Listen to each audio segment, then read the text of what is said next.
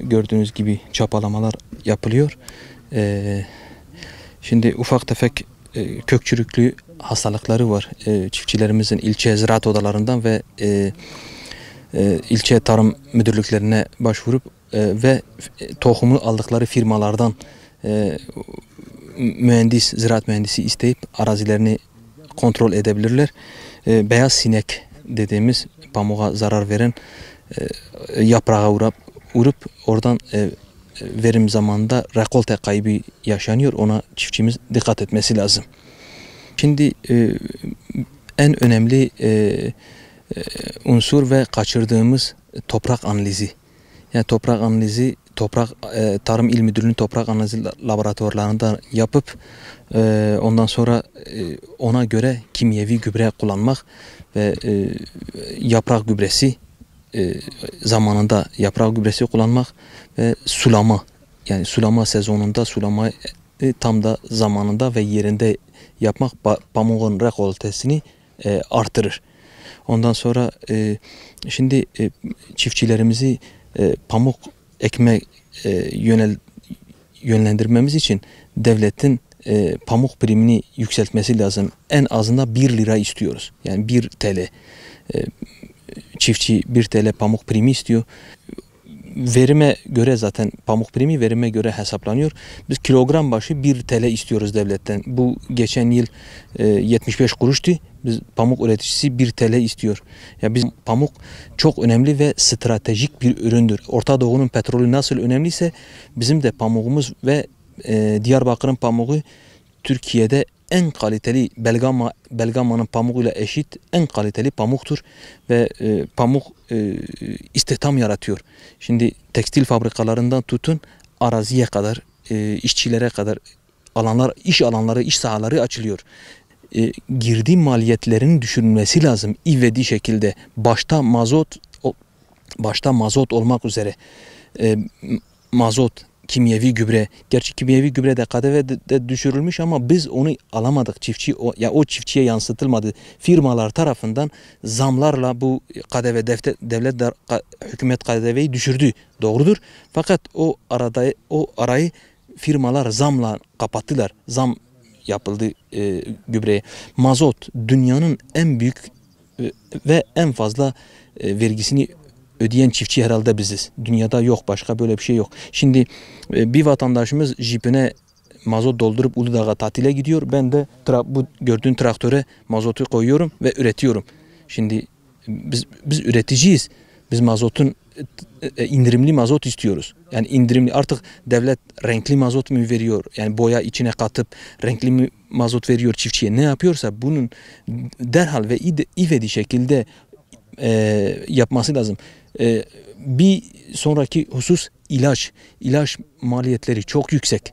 İlaçta KDV'nin derhal sıfıra inmesi lazım.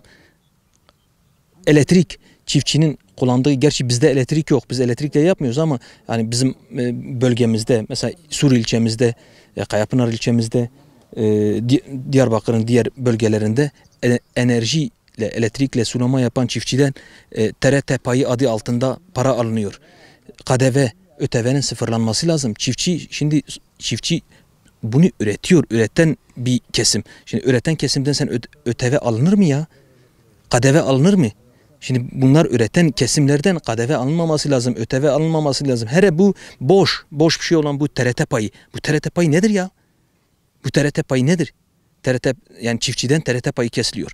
Üreticiden TRT payı kesiliyor. Böyle bir şey kabul etmiyoruz. Çiftçi desteklenmeli, üretici desteklenmeli, birlikler, kooperatifler desteklenmeli. Hükümetimizden ivedilikle bu elektrikle sulama yapan çiftçilerimizden KDV, ÖTV ve TRT payının özel tüketimin derhal düşürülmesi lazım. Birliklerin, tarım satış kooperatifleri, sulama birlikleri, ziraat odalarının desteklenmesi, önem verilmesi, yani mazota KDV'nin düşürülmesi, ÖTV'nin düşürülmesi, çiftçiye indirimli ucuz mazot verilmesi ivedilikle istiyoruz. Çiftçi istiyor. Yani çiftçi temsilcisi olarak, STK başkanı olarak, Ziraat Oda Başkanı olarak bunları devletimizden istiyoruz. Çünkü biz üreticiyiz. Araziden geliyoruz, tabandan geliyoruz, üretiyoruz, devlete üretiyoruz. Biz üretmesek Türkiye aç kalacak. Pamuk ekimi şu anda biz ektik. Şu anda traktör çapası yapıyoruz. Biz çiftçi olarak buna traktör çapası diyoruz. Hem içindeki bazı yabancı otların öldürmesi, bir de toprağın havalanması için çapa yapıyoruz. Pamuğun ekilme azalmasının sebebinden en büyük etken girdi maliyeti çok fazla. Niye girdi maliyeti? Mesela örneğin bir mısırda işçilik sıfır. Sadece bir sulamaya gider işçilik. Ama pamukta öyle değil. Ekiminde işçilik gider, toplamasında işçilik gider. İçindeki yabancı otları temizlemek için işçilik gider. Yani komple masraf. Yakıtı fazla gider, gübresi fazla gider. Her şeyle fazla gidiyor. Tamam, devlet bir yerde biraz destekleme veriyor ama bunun girdi maliyeti çok fazla, aşırı olduğu için onu karşılamıyor. Hükümet yetkilileri ne yapabilir? Hükümet yetkileri çiftçilere yapabileceği, nasıl gemilere mazot indirimli veriyorsa bu şekilde çiftçilere de mazot indirimli vermesi gerekir. Yoksa herhangi bir şekilde, yani geçen sene diyelim ki bir pamuğun prim desteği 750 kuruşsa bu sene 50 kuruş üstüne attığın zaman o bizi kurtarmaz. Niye kurtarmaz? Çünkü dün dahil 70 kuruş mazota zam geldi. Bu traktör neyle çalışıyor? Mazotla. Yani son olarak söylemek istedim. Biz çiftçi olarak milli bir ekonomik serveti geliştiriyoruz. Ve bu ülkeye eğer biz burada pamuk üretmezsek devlet gidip dışarıda dolarla pamuğu Türkiye'ye getirecek. Ama bize destek verdiği zaman o doları dışarı gitmez. Kendi cebinde kalır. Bizim cebimizde kalır. Bizim cebimizde kaldığı gibi devletin cebinde kalır. O pamuk gübre pahalıdır. Zaten gübre alamıyoruz. Mazot pahalıdır. Bir de kimse daha pamuğu da ekmiyor.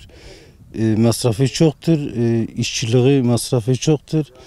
Devlet de prim 1 milyondan aşağı olsa zaten kurtarmıyor. Mazot gübre destekleme primi 1 milyar yapsa ancak kurtarır. Şu anda pamuk çapa aşamasındadır. Motor işlemlerini iyi bir şekilde yapmak lazım. Ondan sonra biçiminde de zaten biçiyor. Pamuk çiftçiler pamuğun yani eğer desteklemesi verilmezse ya da yeterli bir şekilde verilmezse zaten çiftçiler bu pamuğun altında kalkmaz yani. Zaten ondan dolayı millet hepsi pamuğu bırakmış, buğdaya yönelmiş. İşte bu desteklemeden dolayı, mazot pahalılığından dolayı, gübre pahalılığından dolayı, yani işçilik bakımı, yani pamuğun bakımı çoktur. Ya ne mısır gibidir ne buğday gibidir. Bunun bakımı çoktur, masrafı çoktur. Ondan dolayı hükümet yetkilileri bu konuda çiftçilere yardım etmesi lazım. Yani mazotun biraz daha desteklemesi, yükseltmesi lazım. Hem gübreyi düşürmesi lazım fiyatından dolayı. Hem de mazotun desteklemesi, yükseltmesi lazım yani.